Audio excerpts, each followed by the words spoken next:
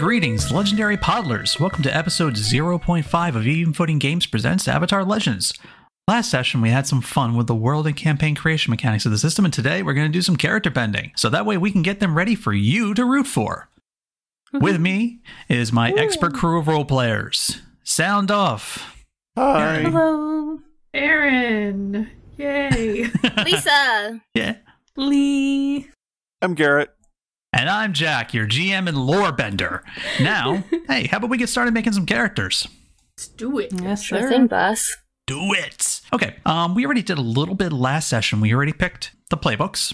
So we're already square there where we got some names. We jumped ahead a bit and already made some connections between the characters. So that way there's a bit of narrative ties. Since this system likes to really kind of have the group know each other first and already have established relationships that you can work off of. So next is history questions. I think it might be good to actually do a question for everybody. You know, we do boom, boom, boom, boom. Because there are about five questions for each playbook. So we're going to start with Lee, because I'm going off of the PDF list that we have. You are playing the Adamant. The Adamant's main balance is restraint and results, meaning that your character tends to be kind of headstrong and kind of very open sometimes with not aggression, but wanting to make sure that things are done. But they also might have some trouble expressing themselves. And that's your balance. So with that in mind, with your history is all tailor-made to this. The first question is, what experience of being deceived or manipulated convinced you to steel yourself against being swayed by other people? My character, my man, is a person of noble birth. So I was thinking that maybe they had an incident when they were younger where they might have had a sibling that had to go away to maybe Earth Kingdom or Air Kingdom and sort of be like an ambassador in that situation. And unfortunately, their parents kind of contested them for this and was saying something like, well, if, you are on your best behavior, or we only want to send the best representative to these people. And so this kind of put me at odds with my sibling. And I felt after my sibling left, I was made very aware that this was a act of manipulation and that this was something that probably shouldn't have happened to someone my age. And it only really hit home when I didn't have that person around me anymore. That actually, I like that a lot. That was very in-depth. Now you get to sum it up, though, and write it under the history question. Yeah, I'll do my best. By sibling, all right. Yeah, I'll write something up for that. Okay, now we move on to the Foundling. Garrett, the Foundling is all about your dual heritage. Yeah. Their main balance, the two things that they're kind of at odds with, is unity versus heritage. Embracing the world and embracing your heritage, the cultures that you represent. So the question for you is, the first question is, how and when did you learn about your second heritage? Well, so I would have learned about my second heritage fairly early because my father would have been Earth Kingdom, but my mother would have been Water Tribe. And that's why we lived with the Earth Kingdom. But then I would have learned about my heritage watching my mother do some water bending. So was your father like pretending to be a part of the tribe at first, or was it more like, it just happened? Well, actually, I guess it could go the other way. I guess when I originally conceived this, it would be, we would have gone with my father to the Earth Nation and been living in the Earth Nation, with my mother being kind of have left the Water Tribe, the Foggy Bottom Swamp Tribe, and kind of left them behind, but still retained some of her knowledge of how to do water bending. So it would be one of those quiet things that she would just do. Like Dad would dig the irrigation trenches and work with irrigation trenches, and she would quietly start waving her arms in manners to be able to move the water up and down the irrigation channels. And so it would be, I would recognize some of that as being, wow, she really likes water a lot. And then I would find I have a lot of affinity with water. Because it would have been, probably when I was young that she would have recognized I could also bend, and then would teach me some basic water bending type techniques of the Foggy Bottom swamp tribe. But it would also be very tied in with the Earth Nation, because we'd be living in the Earth Nation, but I would be learning more about the water bending and the water tribe part of my heritage. And just like with Lee, if you can sum that up and write that under the first question on history. All right, now we move on with Lisa with the idealist. The main thing with the idealist is due to some sort of action that's happened in your life, some sort of, I guess you can say, some sort of trauma, you kind of have a very certain way of dealing with things. So your balance is mostly about forgiveness versus action. So it's more about the idea of what type of things do you lean on in life? Do you harbor those feelings? Do you act on those feelings? And stuff along that line. I see you already wrote in your answer to your first history question. What tragedy befell you at a young age? And then we talked a bit about this the last episode too. Yeah, so my parents died when I was young, and I actually don't know what to... So the second question is, who do I hold most responsible? We'll get to that. Okay. Are we going okay. Yeah, we're doing 1, 1, 1, 1. Ah, okay. Alrighty. So is that... Yeah, you know what? I'll stick with one tragedy in my lifetime so far. That's good. That's healthy to make that choice. Yeah. If only real life was like that, right? Yeah, really. No, right? You don't get to choose.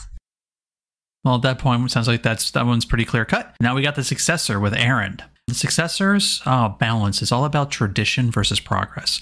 You were taught something, you were raised on something, and you still want to respect that. But at the same time, you're of a new generation.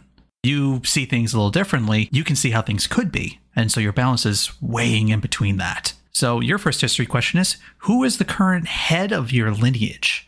And how do you love and frustrate each other?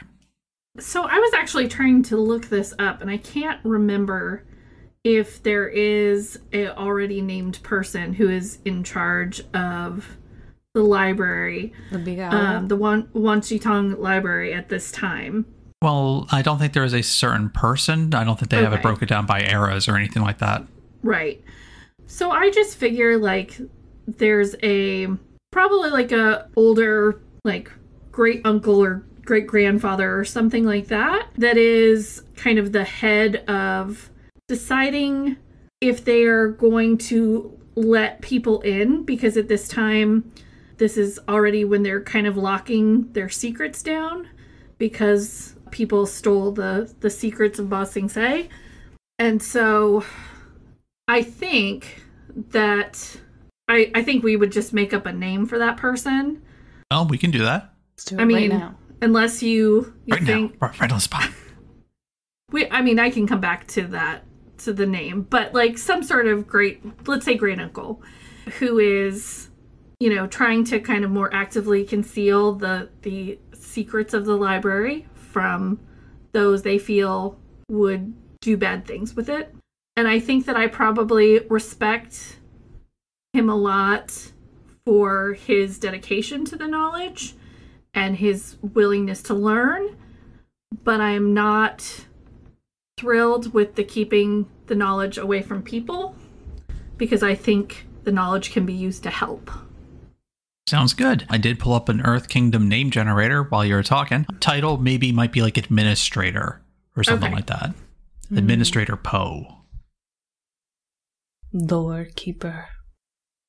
Doorkeeper. Delver of the bolts. Now we go back around. Okay, Lee, with the adamant. You have a mechanic called a lodestar. Yeah. Basically, the lodestar is someone in your life that you can actually open up to and be vulnerable to. It's probably one of the only people you can. Now, your second question has to deal with that, which was, who was your first lodestar? And why were they an exception? Why aren't they your lodestar anymore? I think with creating my sibling backstory on the spot, it's pretty obvious who my first lodestar would have been, is them. And it was just someone I was always very close with. We grew up together, of course, or lived together and always talking to each other. Why aren't they anymore? Well, we were turned against each other and they moved away. I lost contact and communication. And by the time I realized what was happening and what our parents were doing to us, it was too late. Okay, so that definitely sounds like your sibling then. Mm-hmm. Okay. Garrett, back around to you. Yeah. Who in your family insists you focus on upholding the family heritage? Well, so I'm going with my father's mother. So it'd be my paternal grandmother.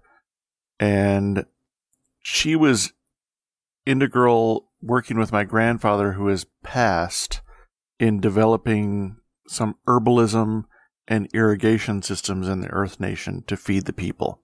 Ooh. So to her, it is very important that we maintain this attitude of we are here to help people and we are here to feed people, because that's what helps people. Hungry people can't do anything.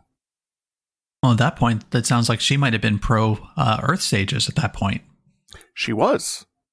Since they were all about helping the lower classes of Ba Sing Se and the other cities.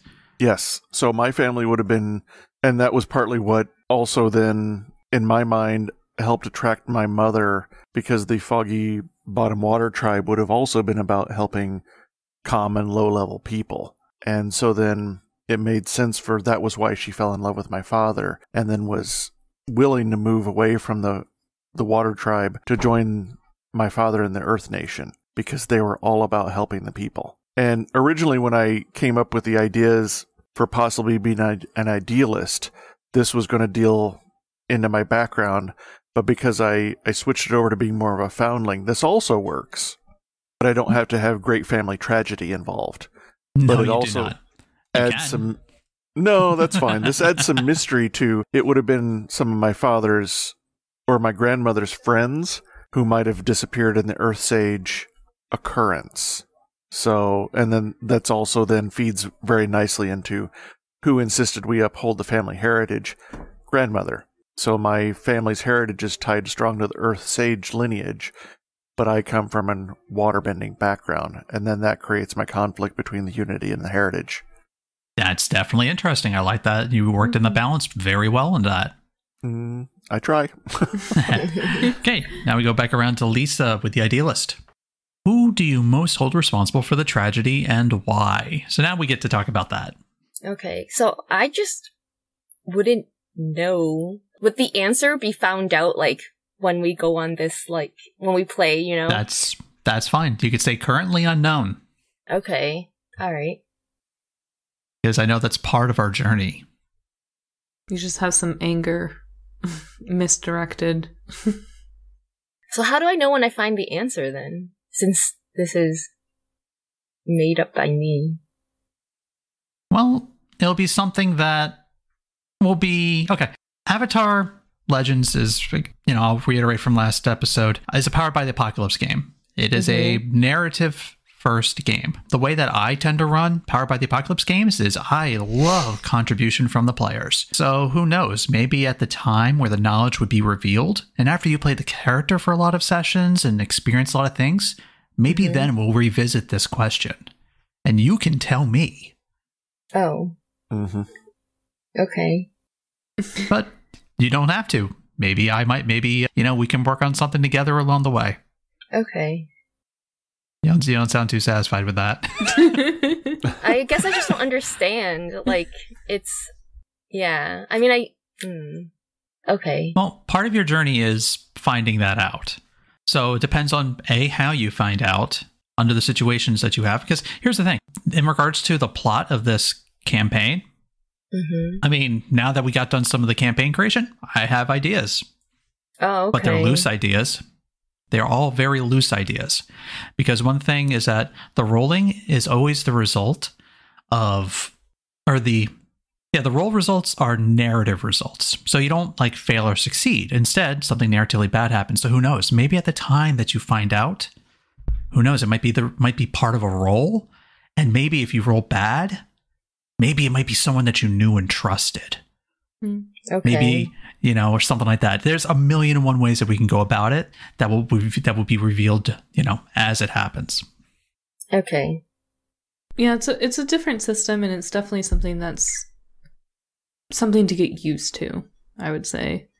And just kind of nod along until you get it. It's really Okay, I can do what that. happens. Well, Yeah. you'll nod along, and I'll be asking questions. Yes. Just make Yeah. up things on the spot. Yep. This is Okay. very big on improv. Okay. So we'll leave that as currently unknown, as it's unknown even to me. Okay. Now we go back around to Aaryn, and the successor. What close member of your lineage wants to revolutionize it? So I was thinking that I have an older sibling who basically clashed so much with the older generation that was maybe there while the paper knives raided the library. Oh. And so they are like the older generation, like my great uncle, they're very protective of the knowledge. And because of this, my older sibling who really wanted to have, make the knowledge known left the order, didn't want anything more to do with the library, is going to use their knowledge to help people. And I was maybe too young, but I idealized this person or this sibling. So like I really look up to them, and in my mind that at the time that my sibling could do no wrong. So Interesting. it was I really think that they're right and that the old people are being fuddy-duddies about the library. Okay. With the adamant, who earns your grudging respect by teaching you pragmatism? So I think that at some point, Mayu, which is my person, which I named, got to know somebody else who might have been in competition for this ambassador position. They met another person of a different family, and that guy was not super thrilled about the idea of being an ambassador. It was just something that they were kind of going along with for their family. And when Mayu got to know this person, they started to realize that this was an artificial title, that this was not such like a grand thing. And when Mayu's sibling was moved away, they got closer to this person and started to realize like what was happening and how these sort of like royal politics happen. And though they never became friends, that this other person, this other competitor, opened their eyes to this sort of political games that happen. And Mayu became a bit more adept in dealing with that sort of thing. Cool. I'm going to name this person Mozai.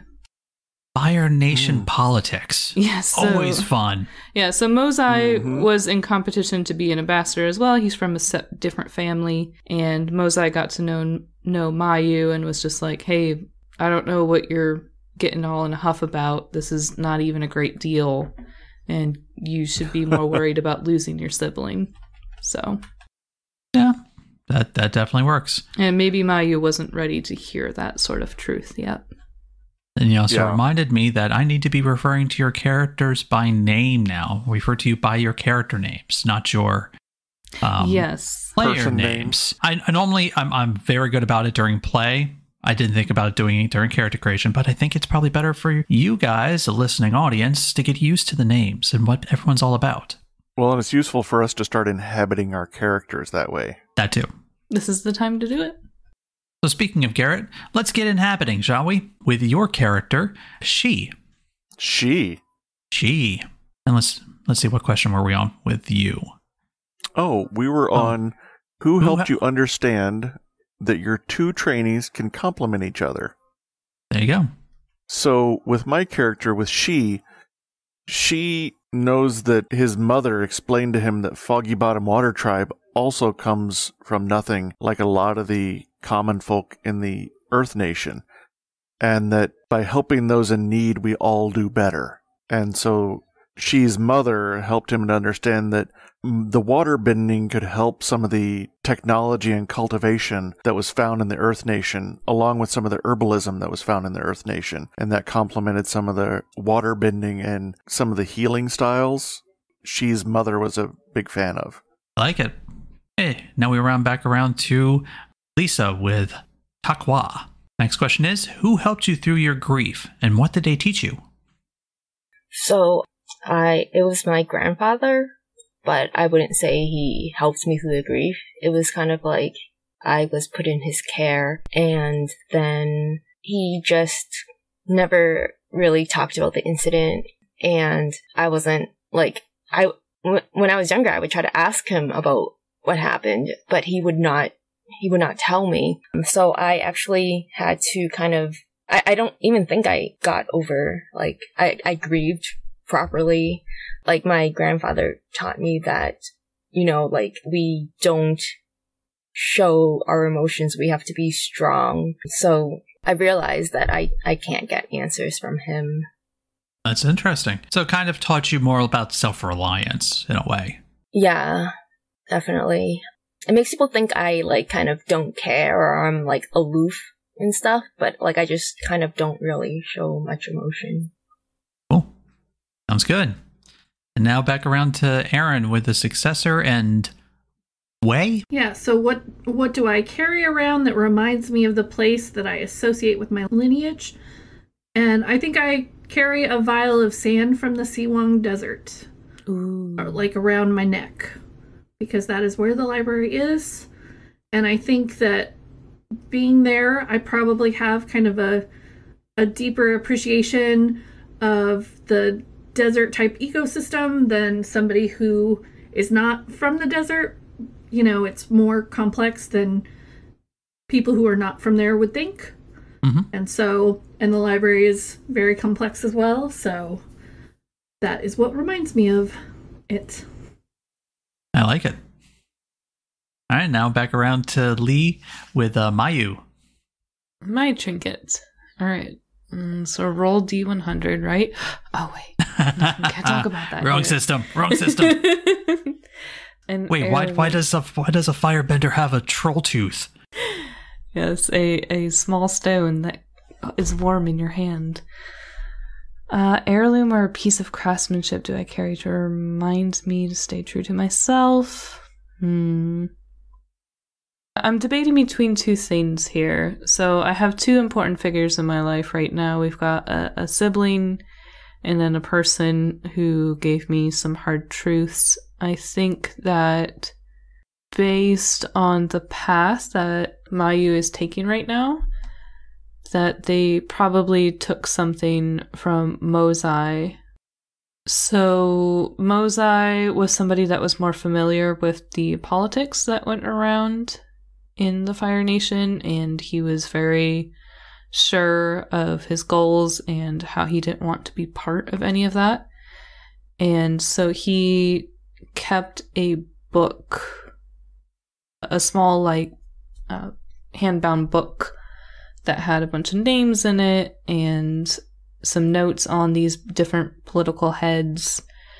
And when Mayu found out more about these people, Mosai gave him the book just as a point of proof, because I didn't want to believe what was happening at the time, and he had no more use for it. So he keeps this book around in his pocket to remind himself that not everyone is as they seem, and to keep his head on his shoulders, I guess.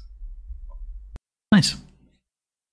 Okay, back around to the Foundling with Garrett and she. Being from the Earth Nation, wears mostly Earth Nation clothing, and so has a lot of Earth Nation outer exposure, or representation, I suppose you would say. So on top of that, aside from being Earth Nation, she also wears the traditional, like, leaf hat of the Foggy Bottom Water Tribe, but more importantly to she is he also wears a necklace that looks like mangrove roots, because mangrove is the life of the swamp and is interconnected and intertwined like all life is. So to him, that is more important to remind him of the two cultures, because the mangrove also goes into the earth. Oh. So double hats. Hats on hats. So it's kind of a hats on hats thing. Very deep. Both, deep roots and, yeah, all that fun stuff. I've thought about this stuff. Did. As if you got a grove in your brain. Grove of ideas. Yeah, we cultivate lots of things here. Okay, Tekwa, your turn. Yes. So the question is, what symbol, heirloom, or mark do I carry to remind me of what I lost? So I have this necklace. It's kind of like the chain is kind of dainty because I think it belonged to my mom. And it's like kind of like it's just like a stone. Mm-hmm. And it's yellow and I don't know what it is. And I've not seen it in my surroundings. So I don't know if it's maybe was my mom came from somewhere far away and then, or somebody gave it to her. I just don't know. I just have it and I wear it. Okay. Hey, now we go back around to Wei. So what part of my lineage's identity is most important and valuable to me as a person? And I think that their emphasis on bettering yourself and that the knowledge of the society is made up of everyone's individual perspectives. And so everyone's input into that is important. I think that Wei is a firm believer that all knowledge and all perspectives are important to the entire picture. That's very good from someone from the Wangshitong Library. Now, the last question is the same for all playbooks. It is, why are you committed to this group or purpose? So again, we start back at the beginning. Mayu, bear in mind your purpose right now is you guys got some information. Yes. Some dubious information. You want it safe and secure. So this all came together a lot better than I thought it was going to. I think that Mayu has already had a bit of a rocky foundation when it comes to noble secrets and any sort of, upper class dealings. And Rocky, wait, are you an earthbender and didn't say it? I'm a secret earthbender. No, so when he caught wind of any sort of misdeeds happening in this market and seeing this exchange of information, he was immediately very interested. And the very idea of being able to travel to any sort of Earth Kingdom, any sort of other nation so that he might find his sibling again was also a great incentive. He doesn't hold a lot of hope of seeing this person again, but it doesn't hurt for getting along with these people. So it's almost like the group is just part of a way of seeing the world. Mm-hmm. Yeah, I think that's a good way. It's good to see it with others. Mm-hmm. And now we run back around to she. So she kind of views this as, these are my friends. We are interconnected. I need to help them find truths and the right things. We've seen something that was wrong. We need to set it right. Yeah, because all it takes is one weed to ruin a whole garden, right? Mm-hmm. And because we're all interconnected, we've got to make this right. I wish you listeners could have seen the smirk that Lee just gave me. The side eye. She's like, "Oh no, I see how this whole season's going to be." I'll get ready with the screen cap next time.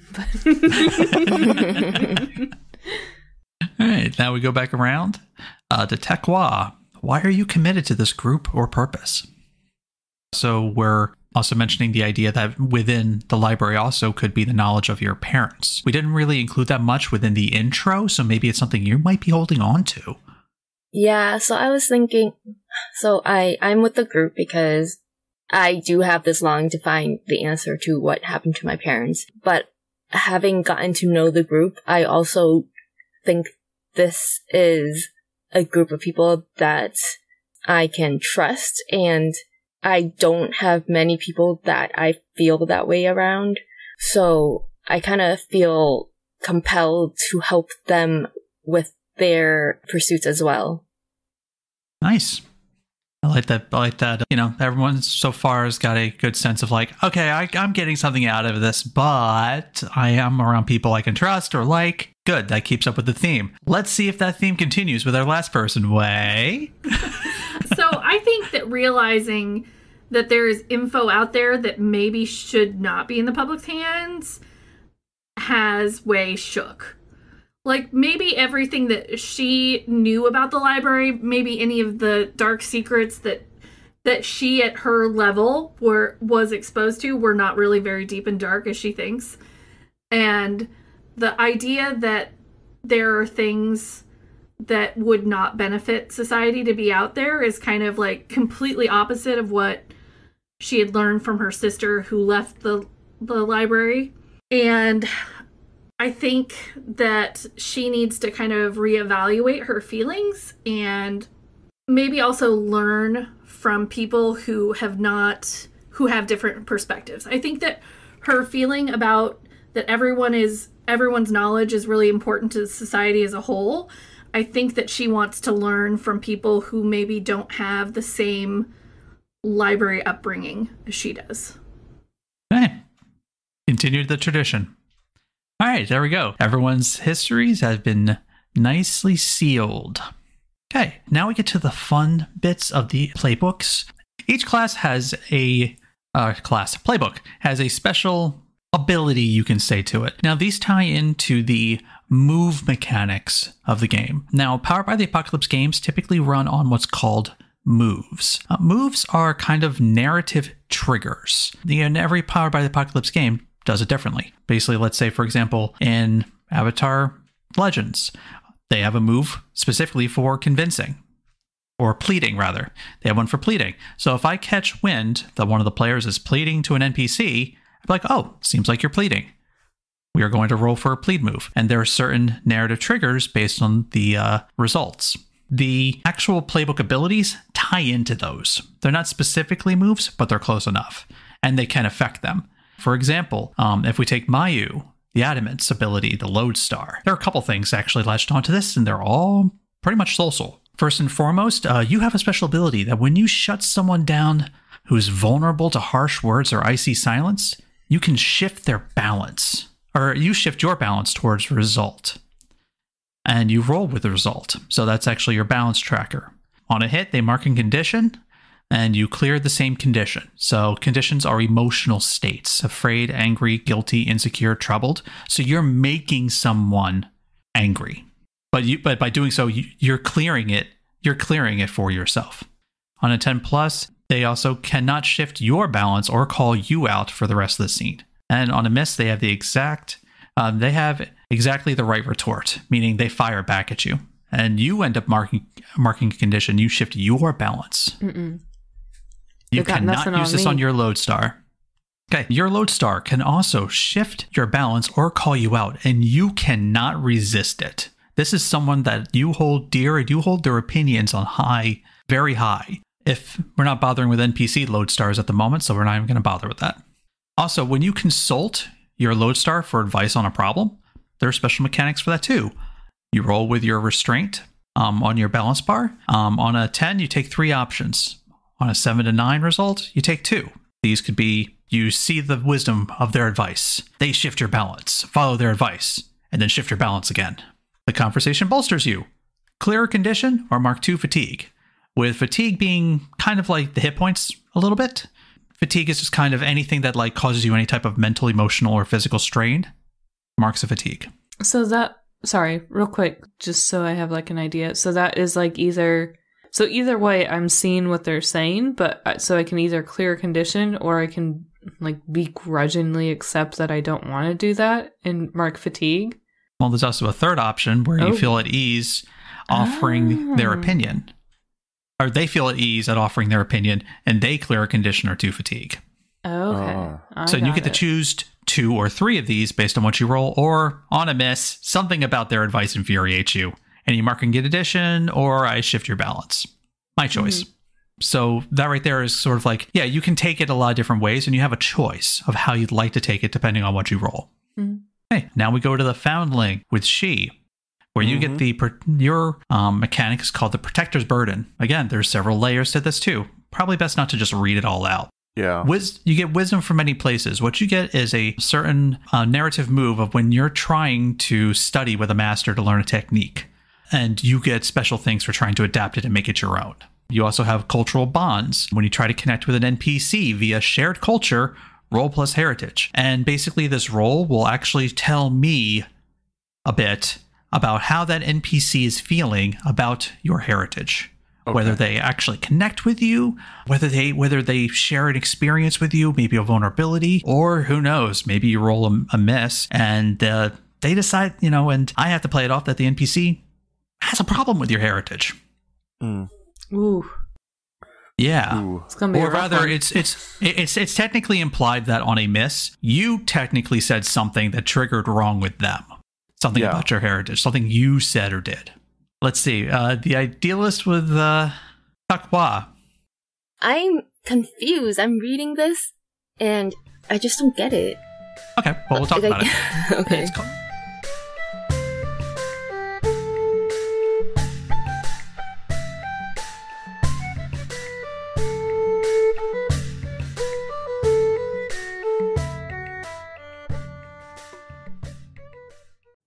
Hey kiddos, it's Jason, your friendly neighborhood sitter, and I want to talk to you today about Anchor by Spotify. Anchor is an all-in-one podcasting app that lets you edit and record your podcast right from your phone or computer, and then host it on your favorite podcast-catching website. And the best part of all, it is absolutely free. Anchor is what we use to host Even Footing Games Presents Babies and Broadswords, and even though I've had to record this ad 15 times, what you're going to hear is the best version we have, thanks to Anchor. So download the Anchor app or go to anchor.fm to get started today. It is so easy, a baby could do it.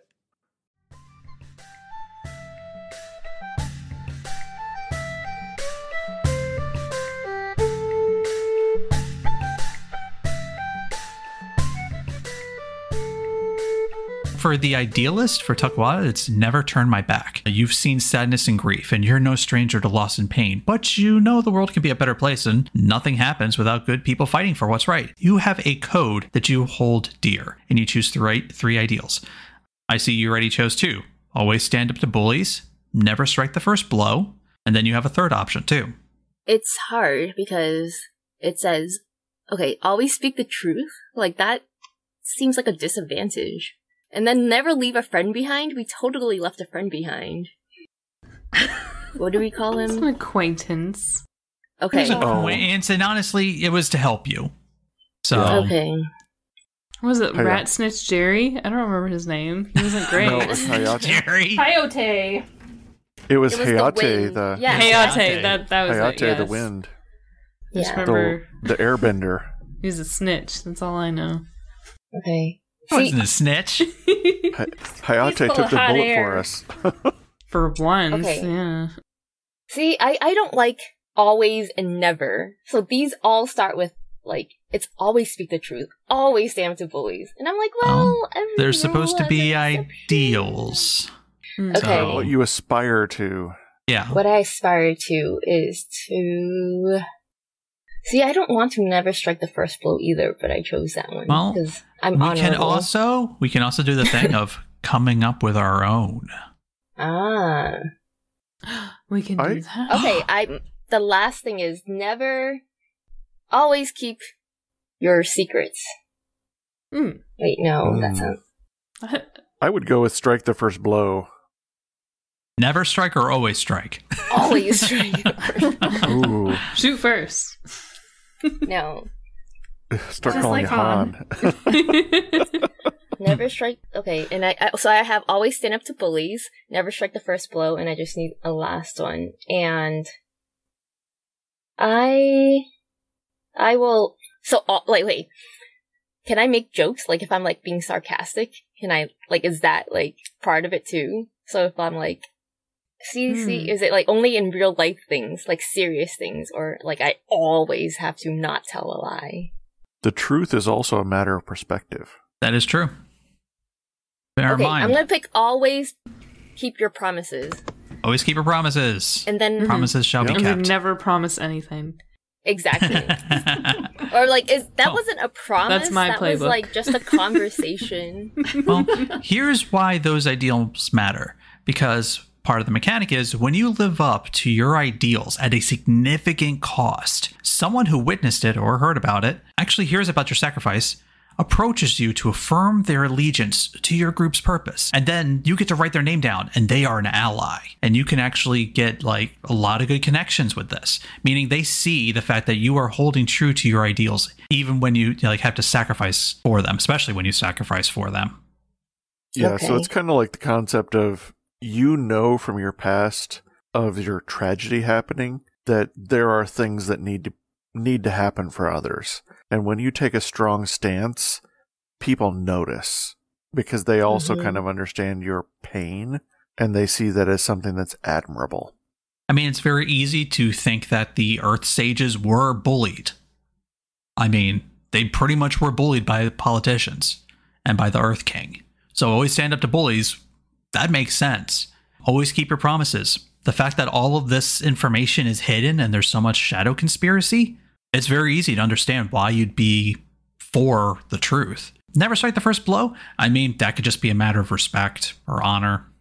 Or tactics. Or you know. or it could Or also tactics. be, it could also go with the bullies. Bullies Yeah. tend to strike the first blow. You're not a bully. Yeah. And if you wait, then you know what they're going to do, and you can hit them even better. Yeah.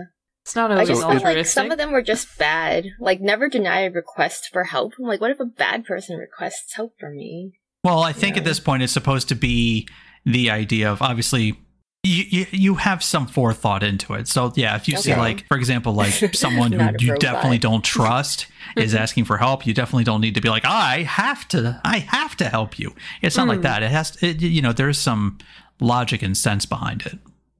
Yeah, I Yeah. would say so. These are, so it's very much that these are ideals. It's not a rule that your character must follow. This is something that you wish you could always do, but you pragmatically know you can't always do. And Okay. if you do these things, then you get benefits because that is what you want to see in the world. It's what you want from yourself. But of course, you can't always live up to these standards. So. Yeah. And the main thing is this is supposed to tie into how you feel about the tragedy that happened in your life. Did that answer any of your questions? I think so. So it was just, I think for my codes, always stand up to bullies. You know, I was alone. Like, I didn't have many friends. So that makes sense. Never strike the first blow. I think it's just kind of like, okay, like, I'm not a troublemaker, you know? I only fight when You I am react. provoked. And then keep Yeah. your promises. It's just, you know, because I've had promises broken to me so many times. It's like, I don't trust people. And if I make a promise, then you know I can follow through. Yeah. That's part of the reason why I think this is funny, that they want you to build your campaign and your backstory first, or your episode 0 first, before you start answering these questions. Yeah. I Okay. can kind of understand. I mean, it helped in some ways, but I can also understand why you would do it a more normal way. Yeah. Yeah. Normal. I mean, I like the idea of, we'll go into this when we start getting into our rules. I mean, our, what we dubbed Big Cake Talk before. Not sure what we'll call it this time. We'll call it something fun. And now we go over to the successor with Wei. You have a tainted past. I do. You hail Dun, from a dun, dun. famous lineage, one with impressive and terrible reputation. Your lineage has had a massive impact on the world within the scope of your story. Its reach extends over the whole scope, and everyone in the scope knows of it. Choose one domain that is the source of your lineage's power, the area in which they affected the world, and another into which they are beginning to extend their reach. Now again, you grew up with the Wang Shitong library, where of course, knowledge is everything. Yeah, Elite Academics is the one that I have chosen. Where their source of power. Yeah, and I don't know, honestly. Like, I feel like they may have used to have that kind of vigilante thing with the Siwang desert tribes. Mm-hmm. But I think that they don't have that anymore. I think they're losing power at this Well- point. Again, this is before they closed their doors, like, completely. Right. But I would say They're my scaling thought down. is that they're scaling back. Like, it used to be bigger than it was. Well, at this point, maybe we can always write one in. I'd say lineage extending reach into securing and safeguarding knowledge. You also have access to your family's extensive stores of 2 of the following resources. You already chose obscure or forbidden knowledge and spiritual artifacts or tombs. You spend resources during the session to establish a boon that you had previously asked for or obtained, something that your lineage's unique position in stores could provide. Maybe a vehicle, maybe an invitation, a chest, or jade coins, etc. So at this point, I would imagine it's probably like you probably took some knowledge out with you. Maybe some scrolls, something like that. So it'd be more kind of like, mixed bag. Be like, oh, hey, I think I got a scroll for that. Or maybe that I just have the training that I was given. Yeah, you can do that too. It doesn't seem like if you're in a life or death chase that you would probably have a whole lot of luggage on you and have time to have gotten all your scrolls together. That is true. So it may just be like rolling for the fact of whether or not this makes sense that I had training in it. True. Speaking of which, you also have an ability called Humble Yourself. When you politely and obediently humble yourself before a powerful member of your lineage, roll with your tradition. On a hit, you earn some credit. So basically, this is about your ties with your lineage. Now, of course, what this means for me as the GM is, of course, we have to be at the library at some point, or you have to run into some members from your lineage. Of course, so that way we can have fun with this. You also can choose to raid your lineage's resources. When you raid your lineage's resources without their consent or knowledge, mark a condition and roll with progress. Basically, you acquiring, again, more of those resources. And so with the Wang Xi Tong, it's knowledge. Mm-hmm. Okay, now that we're all done with that, now we're on to moves and techniques, because every playbook, well, most playbooks get 2, some get 3. I think there's even one that gets 1. They have playbook moves. Again, moves being the narrative triggers that a roll should happen. I already see that Mayu picked 2. Do you want to tell us a little bit about the 2 you picked? Yes, sure. So for Mayu, I decided to lean heavily into the more emotional approach to matters, because I feel like Mayu, though he is a firebender, he doesn't really use those abilities that often. He finds that it usually scares people or intimidates people, and that's not really what he's all about. And so I picked up Don't Hate You, which is the most tsundere thing I think I've ever read, which is you awkwardly connect to another person. But I feel like this might come up in a situation where I could help other people, or hopefully help myself a little bit by making an attempt to connect or relate to other party members and learn a little bit more about everyone, which is what I'm all about in tabletop games. And then I also chose No Time for Feelings, which I felt like kind of fit the character a little bit more. Mayu is always trying to reach out to other people and learn more about other people, but he doesn't really think about sharing things about himself very often. And so when somebody tries to attack his emotions or attack his thoughts or learn more about him, he's going to kind of shut that down as much as he can. Nice. 2 very good choices. I specifically like Don't Hate You because it's one of the main moves that do what I call the stat switch. Usually the narrative moves like Guide and Comfort, Plead, and everything have a certain status associated with it. Don't Hate You is a move that actually swaps it. So rather than Harmony with Guide and Comfort, Mayu can instead roll with Passion. Oh, okay. So it actually swaps it around. Instead of that's what I put a lot of points into Passion because I was noticing that was a lot of the ability that I would need. That's correct. And I don't know much about the system yet, but it seems like that was going to be really fitting for the character and the kind of things that I want to do with this character. Yep, that's the type of thing. You also find it in Magpie Games' other game written by Brendan Conway, Masks. There's a lot of stat swapping moves in there too, where it's sort of like, okay, you have a character that's normally like the muscle, but they throw in a move for you to do social stuff and let you use your more muscly stats or the more attitude stats, but usually at like either a cost or a stipulation. And it gives you a bit more dynamic character instead of just the muscle. You're like a muscle with a heart, you know? Exactly. Yeah. Okay, now we go over to She with the Foundling. All right. Yeah, I picked a couple. Picked a couple? I'm having with the starting moves. So I went with Trusty Talisman. I thought the mangrove root necklace would be a good talisman for me to have to rely on. So he will tend to touch it and use it while he's doing water bending or anything like that. Or try to Yeah. Oh, yeah. It's connection to the swamp and water and power. So especially if he's trying anything complicated, he'll rely on that trusty talisman. And it also allows to use harmony instead of focus. So the foundling starts off with a base -1 on focus. And originally I toyed with just having my focus, using my base +1 to raise the focus to a 0, but it would make more sense for she as a character to put that +1 that we get from character creation into harmony. But that for him is why the trusty talisman is such an important thing, because it ties things together for him. And then kind of like what just we were talking about was relating to others, I kind of picked things in common. And it's a little bit difficult because when you guide and comfort someone who shares a training or a background with you, by talking about the things we have in common, on hits we become inspired. Inspired is a status that can be used. So I become inspired if I hit, they become inspired if they also hit. I think that might be perfect, you being my lodestar.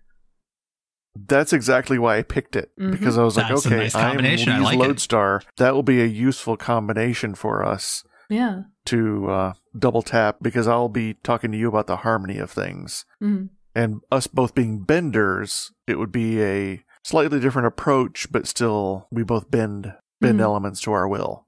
Yeah, I'll awkwardly connect with you, and then you'll say something actually useful. Right. There you go. You'll say something awkward, and I'll talk about the interconnectedness of everything, and I'll grip my mangrove while I do it. That's what I meant. I am a huge fan of ones that especially link to, other mechanics. So I definitely love where that's going. Right. Hey, now we go over to Takwa with the Idealist. Did you take a look at the Idealist moves? I have, but it's just...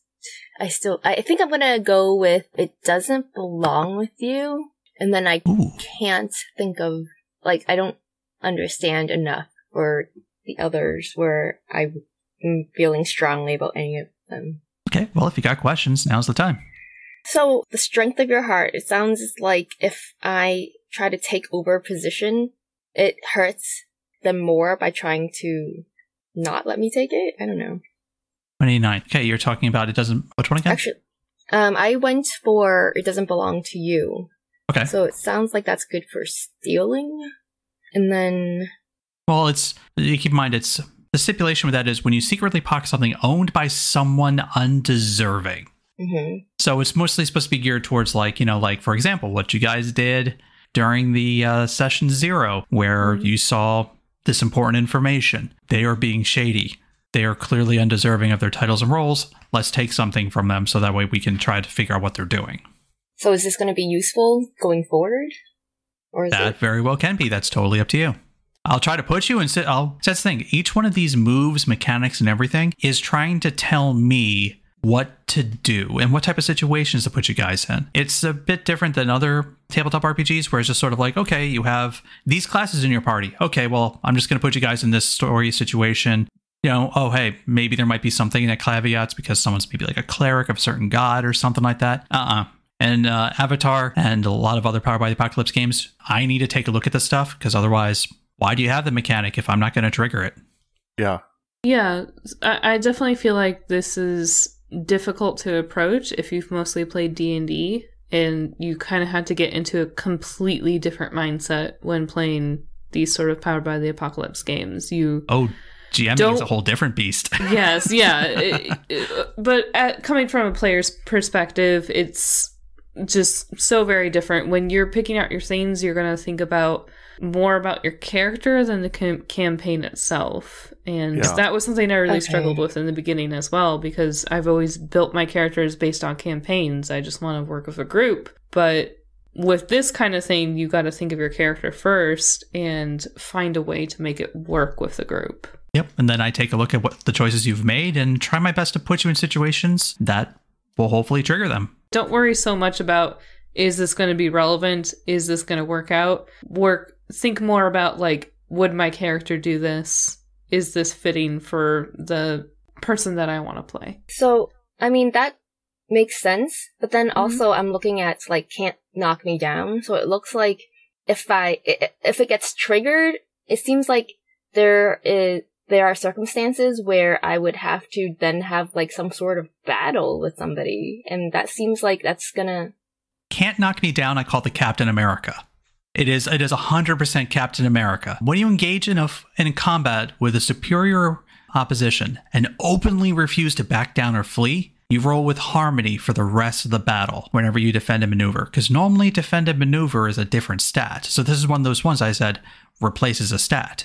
The caveat being you cannot choose to escape the scene. Yeah, so I just have to die? Okay. Dying is extremely rare in this game. It's extremely rare in the narrative. But then it just seems like it's going to take... Like, that's going to thwart our mission, you know? Like, it's like, you guys, exactly. Go on ahead. I'm going to have to fight this person until one of us, like, backs down. Like, no, you won't have some... There'll be a couple of us that will not leave you. But it goes along with some of your... You remember how you had to pick your virtues? Yeah. The things that you liked? So, always stand up to bullies. You could easily go with your rules stink and then can't knock me down. To go with your values about, I need to stand up for weak people and stand up against bullies. Because But I just don't understand how these are moves. Like, how... They are narrative triggers. So they're mostly about when a certain story element happens. For example, you have whatever I can. That is a move. When you spend time talking to the locals about their problems, roll with harmony. So that's the narrative trigger. Is when you talk to locals. So when you talk to a local, that's when we would do this. So can't knock me down is when you actively choose that Takwa, like, this battle means something to her. This battle is important. This is not, maybe this is just a supreme bully. Or who knows, maybe this might be the person who maybe, might have killed your parents, maybe. And, I just don't understand how it works. So for whatever I can, I talk to locals and then I find out what their issues, and then what do I do with that information? Like, I don't... Whatever you want. It's all narrative. What if I don't want to do anything? What if I don't even want to talk to them? Well, at that point, you don't have to. It's when you talk to locals. Yeah, if you don't want to talk to locals, I do not recommend that move. Yeah, so, like, what's the strength of your heart then? Like, I just don't... It takes all... These don't seem like the same types of things. The strength of heart is a combat maneuver, because it's specifically saying when you seize a position, which is a combat maneuver. So don't I want that? That is that's up to you if it's what you think your character would have. But I don't know what I'm risking, since I only choose 2. Like, I just don't get if... I just don't... get more later. Yeah, so strength of your heart would be about, if you're going to take a position, you're going to get to that position. Yeah, and you're basically making it harder for your opponents to stop you. And again, whatever I can is about talking to the locals about their problems. If you don't feel like your character would do that, then don't worry about it. Your rules stink. When you stand up to an adult by telling them their rules are stupid, that's the narrative trigger. If you don't think your character would do that, then don't pick it. And you can't knock me down. If you don't feel like your character would ever have a moment where in a fight they would say, I have to do this. I have to end this fight. I have to do this. I have to get back up. I have to keep going. Let's take a few steps back, right? So I feel like this is something that a lot of people who are going to very first time stepping into Powered by the Apocalypse, this is an issue that a lot of people are going to have. Probably, and so let's go back a few steps, right? Okay. So Lisa, you're thinking of your character. There's a conflict about to happen. What is your character going to do? Are you going to attack this conflict head on? Or are you going to try and avoid this fight? I can answer that, right? I'll attack it head on. However, yeah, like, I can't. Why would I choose talking to locals over this? Like, do I suspect that locals will have information that is, like, useful to me? But that doesn't help me. That doesn't help me fight. So I'm just going to be like, useless. Okay, here's the fun thing about Avatar Legends. Avatar Legends is first and foremost a very social game. Think of it like the show. They talk through things a lot. They find out. They investigate a lot. So it's a lot of social stuff too. Isn't that social fighting too? Or is that like physical fighting? No, that's Can't Knock Me Down. That is actually combat related. That is not a social thing. So if you're saying that you want your character to be attacking things head on and you want to approach things very directly, then you might want to choose something like Can't Knock Me Down. Because that sounds like something that your character is going to be more inclined to do, as opposed to taking a moment and stopping to talk to locals. Your character is going to be like, here we go, this is happening, and I'm involved now. Yeah, because more than likely, as being the idealist, your harmony is going to be pretty high. So what Can't Knock Me Down is... It's only 1. That's very high. And I added 1, so it's 2 now. That's high. No, that's pretty high. That's high in that is Powered high. by the Apocalypse. You roll 56, But that's because I made D20. it high. Yeah. Well, yeah. is. That's the same thing with my passion. My passion is my highest stat, and it's a 2. Just like So your what this harmony. is allowing you to do is something, which is defend and maneuver, that would require a different stat. And instead, it's letting you use what is most likely going to be your highest stat, which is harmony. So that way it's letting you substitute stats, just like how I mentioned earlier. And in regards to that, it helps you. But again, there's a caveat, which is that this will be a fight, you cannot back down from. In order for you to use that better stat, you have to do that narrative caveat. I think this is just sort of giving you a spot to like kind of think through your character. Like, if I'm in this situation, what do I think is going to be my character's reaction? Do I think that that's going to be an important thing for my character to do? Or that doesn't seem like what I would do at all. So if you're not going to get up and want to not back down... Yeah, that's dumb to do that. Then don't do that It's one. like, oh, this clearly superior person, I am going to fight them to the death. And it's like, well, that's dumb. Like, well, yeah. She just called Captain America dumb. Captain America is dumb. Like, he's naive. He's naive. himbo. Like, he came from a different time, Like, a person with his ideals would be a disadvantage in this world. This is also a situation where if you feel like you're not really getting a handle on the playbook, you can choose a different one. We're still in the creation phase. So far, you've had a lot of questions about the idealist and how it works. And if you don't feel like it registers to you, we can do that and we'll handle that off, we'll handle that off to the side. I have to just say, how personality things and combat moves would be considered the same category. It is. Yeah, It's more about how your character does than what your character does. how you would approach things. Well, I'm not gonna talk to locals when I get in a fight. That's lame. No, I no, know no. It has nothing to do with that move has nothing to do with about being in a fight. That move is literally a social. So if Yeah, I do 2 social things, I'll be useless. That is not true in the slightest. No. So, I took 2 social things. Okay. So my trusty talisman will be more useful then you have to rely in a on social... others. Yeah. Yeah. And so isn't I that took kind trusty of the- talisman and things in common. My things in common is probably going to be when Lee and I are discussing stuff. And she'll awkwardly try to relate to me. And I'll relate back to, well, these are the things we have in common as people that do bending. But then... I would like to point out at this point, that there are other moves. These aren't the only things you can do in the game. Oh, yeah. There are basic moves. No, I was just about to say you can that. just go up and punch somebody. That's totally fine. Yeah. These are special moves that you can do in addition to anything else in this game. Your character is just as capable as a fighter as anyone else in combat. These moves are just little sprinkles. Little sprinkles, little additions for your characters.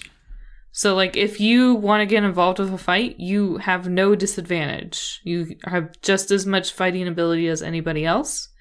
It's just that these are things that give you benefits in other ways. So we can't lose, right? Technically. They're different. It depends on your definition of lose. Yeah, if you guys are in a situation where, let's say, you're trying to defend a local from some bullies, maybe you might not roll well. Maybe they might have an upper hand or something.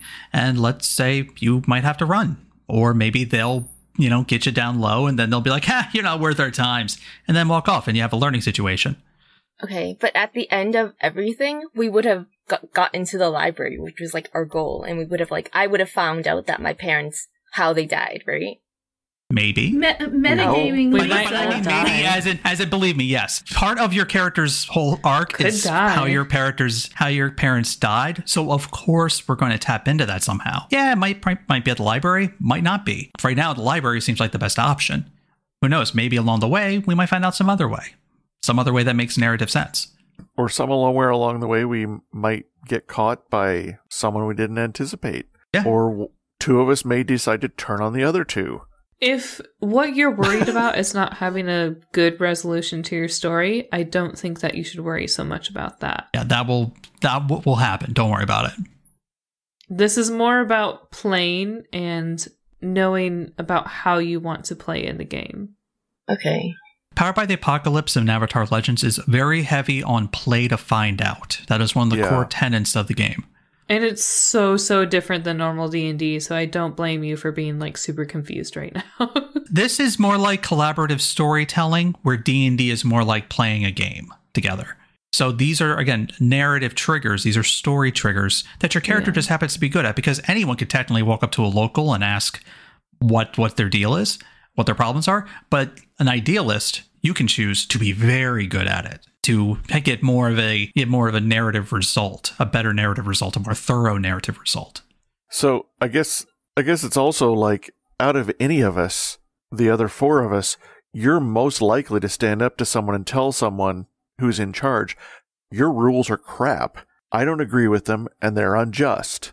And the rest of us would stand around and go, yeah, whoa, you're right. So we'll support you. That I am the one that is most likely to do this, but I do not feel that it would be an advantage to do it every time, or to even you don't have to do it every time. You don't have to do it every time. all the time. When it makes sense. Well, that's not the point. Like, it's just and you like it's taking away from something. You know what I mean? Like, if I yes, I can talk to people, but then you could stand up to the Earth Kingdom magistrate and tell him that taxes are unjust all you want until you're blue in the face.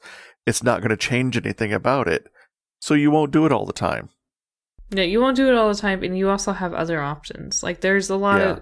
You can do anything you want in this game. Like, this is just something that's like an extra bonus if you want to use it.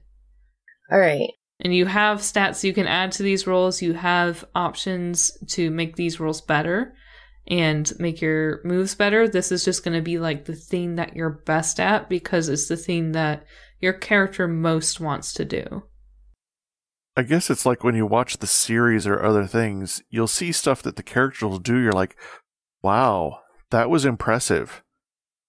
They stood up to the big bad guy and inspired their friends to stand up also. Lisa, I also think that some of the things that you were talking about, like that you're feeling like your character would deal with, is maybe more in the rogue playbook. I was thinking that too. Being somebody who is relying completely on themselves versus finding the balance with being in a group is like the rogue playbook. Let's tear down some curtains here. A lot. She's never played a TTRPG before. Yeah, and she didn't know the baggage that comes with rogues. A lot of rogues are douchebags, and you don't know that. True you don't that. have to play one like a douchebag. Yeah, but you're not going to be that way. But then it's not going to be fun. No, I think it's super fun. I think it will be. Now, Lee, I get what you're saying with, but also this is part of the reason why I also mentioned it, is because I know a lot of people who are new to tabletop RPGs and kind of think they can do whatever they want without any type of ramification or consequence. So when I hear like especially a new person say they want to play something that's definitely like it has a trickster element or some kind of outlaw element, I try to hammer home the fact that actions have consequences, especially if they're your other party members. And from what you're saying so far, Lisa, I think it would work very well for you to be the rogue, because their crux is or their struggle is based around friendship versus survival. Yeah. And what you're talking about is a lot of, you're worried about your character's survival. But then you've also got this balance between, we're your friends. We need your help. So that could easily become a building point for your character's struggles. A lot like where, and this is great that we're talking through a lot of this, because there'll be a lot of people that sit down and play Avatar Legends that don't quite pick the appropriate playbook for what they feel. Honestly, and as you start talking through these solutions, it becomes, no, you should actually be this other playbook. That would make more sense. That's one thing I noticed with Avatar Legends is that, they kind of give you like a bare bones, like this is what this playbook is about. But then you'd look at it deeper and deeper, and you're like, whoa, okay, there's a lot more layers to it. Like the idealist, it's like, okay, you have a hidden tragedy, but then all of a sudden you start having ideals boiled in, and, you know, it starts to get, you know, starts to seem like a certain specific thing that they're trying to do, which, yes, in a way they're trying to fit archetypes. And a lot of the characters in the show you can even see as a lot of these archetypes. But yeah, like, you know, again, your character, I mean, from what it sounds like is that you are leaning more towards rogue. And again, I am not going to, you know, I apologize if I came across as anything by making it sound like you shouldn't. That is not true. I mean, I think if any of us are honest, a lot of our first characters were rogues. And because maybe they're we should give Lisa awesome. that No, same I am not at all privilege. stopping. Lisa's I first did character it was a same. bard, but My first, actually, God, it was a long time before I actually played a rogue. It's edgy rogue, orphan backstory, of course, for me. or a Robin Hood Heart of Gold type. That's the other way. I did a cleric. I was a did a- magic user. I did a badass cleric with tons of Losers. buffing stuff. God, and what I a was bunch kind of of this- nerds. Rogues are where it's at. Hey, in 5th grade, I was a total nerd. Oh, I'm still a total nerd. So actually, I'm gonna pick my moves and then mull on this whole if I want to change to a rogue thing. So I'm Okay. gonna pick It Doesn't Belong to You and The Strength Okay. of Your Heart. Okay. Okay. If you just I want to pull think- that from the drop down. I did Yeah, it. Oh, I think it would be worth you taking a look at rogue. I could easily see your character becoming a rogue without much problem. So, Way, what moves did you pick? Okay, I have a little question. Okay. Because it says that I have 2 moves, and then it says I have a mastered move, right? Oh, that's technique. Moves are different than moves Okay, are then different maybe than I techniques. have 3 moves. You choose 2. It shows me 3, but that's okay. So I'm going to choose Way of the Future Okay. and Walk This Way. So the Way of the Future is going to make my creativity higher, and Walk This Way is going to let me either coach or disguise people to fit in. And I feel like my knowledge of, you know, kind of cultures and that sort of thing will kind of help me make my friends be able to blend in to any circumstance. And that sounds great. Okay, well, I think we can wrap up. We'll save the techniques for when they're revealed in combat. How about that? Ooh. Perfect. That sounds good, actually. Yep. All right, so I think at that point it's good for us to wrap up. I'd like to thank all of our legendary podlers for joining us. I know this was a lot. It was a lot for us. And also a lot of fun diving into the characters' backstories and lives. And, whew, man, is this going to give me tons of ideas for how to make things go. Actually, Jack, if you wouldn't mind, I Sure. also want to really quick give a shout out to our newest patron, Jim. Thank you so Jim. much, Jim. Hi, We Jim. really appreciate Jim. you. We love you, Jim. Thank you, Jim. And we love Yay, all of our Jim. patrons. They are our heroes in every sense of the word. Whether you're an earthworm or not. Aww. All right. Aw. All right. Earthworm Jim, come He's on. just a Yeah. groovy guy. No, we got it, Garrett.